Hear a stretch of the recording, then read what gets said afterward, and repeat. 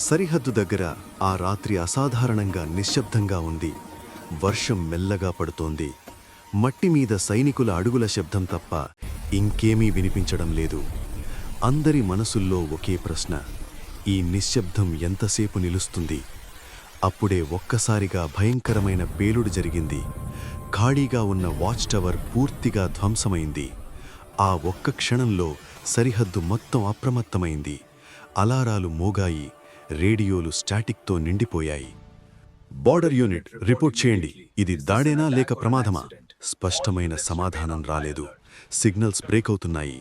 మరోవైపు కూడా అదే గందరగోళం. అన్ని యూనిట్స్ అప్రమత్తంగా ఉండాలి. క్లియర్ కన్ఫర్మేషన్ లేకపోయినా రెడీగా ఉండండి. ఇండియన్ బంకర్లో సైనికుల ముఖాల్లో భయం స్పష్టంగా కనిపిస్తోంది. ఒక యువ సైనికుడు తుపాకీని గట్టిగా పట్టుకుని నిలబడ్డాడు. అతని మనసులో ఒక్కటే ఆలోచన: ఇంట్లో ఎదురు చూస్తున్నవాళ్లు. ఈ క్షణంలో ఒక్క తప్పు నిర్ణయం వేల ప్రాణాలను ప్రమాదంలోకి నెట్టగలదు. బయట ట్యాంకులు ముందుకు కదులుతున్నాయి. వాటి ఇంజిన్ల గర్జన భూమిని కంపిస్తోంది. ఆకాశంలో ఫైటర్ జెట్లు చక్కర్లు కొడుతున్నాయి. ట్యాంక్ యూనిట్స్, పొజిషన్ తీసుకోండి. ఎయిర్ సపోర్ట్ రెడీగా ఉంచండి. యుద్ధం ఆరంభానికి ఒక్క అడుగు మాత్రమే మిగిలింది. అప్పుడే ఆకాశం మారింది. గాలి ఒక్కసారిగా ఉగ్రంగా మారింది. ఒక హెలికాప్టర్ నియంత్రణ కోల్పోయింది. ఆ హెలికాప్టర్ చుట్టూ ఒక భారీ ఆకారం కదులుతోంది. యుద్ధం చేయడానికి రాని ఒక శక్తి అక్కడ అడుగుపెట్టింది. హెలికాప్టర్ నుంచి దూకి భూమిని చీల్చుకుంటూ దిగాడు హల్క్. ట్యాంకుల మధ్య అతని ల్యాండింగ్తో అంతా స్తబ్ధమైంది. ఇతను మనిషి కాదు, కాని దేవుడు కూడా కాదు. తుపాకుల గుండ్లు అతని మీద పడ్డాయి. అవి నేలమీదే పడిపోయాయి. హల్క్ ముందుకు నడిచాడు. ట్యాంకు ఒకటి దూసుకొచ్చింది. అతను ఆపలేదు.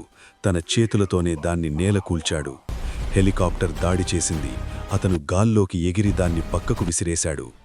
ఇది విధ్వంసం కాదు, ఇది ఆపడం. అప్పుడే ఇండియన్ బంకర్ మీద ఒక క్షిపణి లాంచ్ అయ్యింది. మిసైల్ లాంచ్ డిటెక్ట్ అయ్యింది. ఎవాక్యువేట్, వెంటనే. ఆ క్షణంలో హల్క్ ఆకాశం వైపు దూసుకెళ్లాడు. తన శరీరంతోనే ఆ క్షిపణిని మధ్య గాల్లో ఆపాడు. ఒక భారీ పేలుడు జరిగింది. ఆ వెలుగులో యుద్ధం ఆగిపోయింది. కింద సైనికులు బతికారు. బంకర్ నిలబడ్డది. కానీ హల్క్ శరీరం గాయాలతో నిండిపోయింది. అతను నిలబడ్డాడు, శక్తితో కాదు, త్యాగంతో. తన చేతిని పైకి ఎత్తి ఒక గౌరవ వందనం చేశాడు. నెమ్మదిగా ఒకే మాట చెప్పాడు: జై హింద్. ఆ మాట తర్వాత అతని శరీరం కూలిపోయింది. సైనికులు పరిగెత్తుకుంటూ వచ్చారు, కళ్లల్లో నీళ్లు. ఒక ఉన్నతాధికారి ముందుకు వచ్చి నెమ్మదిగా అన్నాడు: ఈరోజు మా ప్రాణాలు కాపాడినవాడు ఒక సైనికుడు కాదు, కానీ సైనికుల కంటే గొప్పవాడు.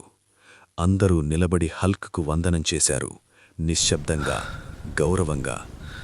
సైనికులు ధైర్యవంతులు, కానీ యుద్ధం ఎప్పుడూ విజయం కాదు. లైక్ అండ్ సబ్స్క్రైబ్ చేసుకోండి. మళ్ళీ కలుద్దాం.